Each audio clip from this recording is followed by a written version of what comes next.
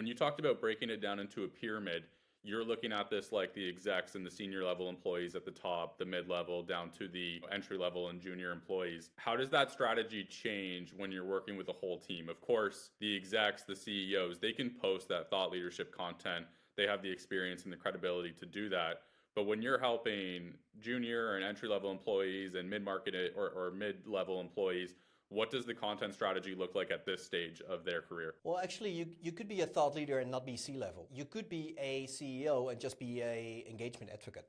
Okay. Could be the case. It really depends on, I always like to call the price that you have to pay. So for example, if you're a CEO or you're a C-level and you understand that this is important, but you have so much going on. You think like, okay, at this moment in time, it's impossible for me to do this. And I am all for helping people out. I am not for telling the office manager that they need to host their LinkedIn account, send messages on their behalf and post. I'm not for that. You can get all the help that you want, but you have to invest in it for yourself too. I more look at it from a perspective, not so much as where are you in the organization, but what type of person are you? Do you actually have expertise? Now, when it comes to entry level, if you're young, depending on the business, but if you're young, probably you don't have that much experience, not that much knowledge.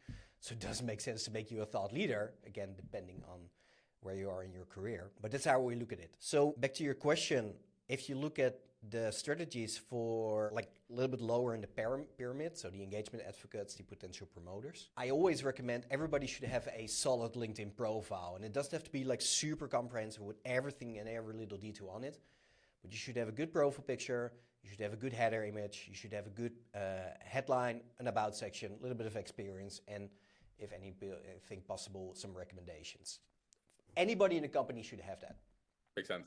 Because what most companies forget is that people do research. People look in their network like it's almost too much to explain like in this podcast. It's like so huge. There are so many radars going on. But I think it's a really good idea to make sure that everybody in the company has at least a solid LinkedIn profile. Now, depending where you are in that pyramid, you have to take further steps. So creating a LinkedIn newsletter doesn't make sense if you are just a potential promoter.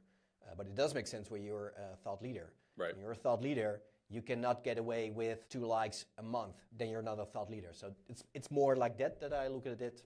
Right. Than from a seniority perspective. With also the background in social selling,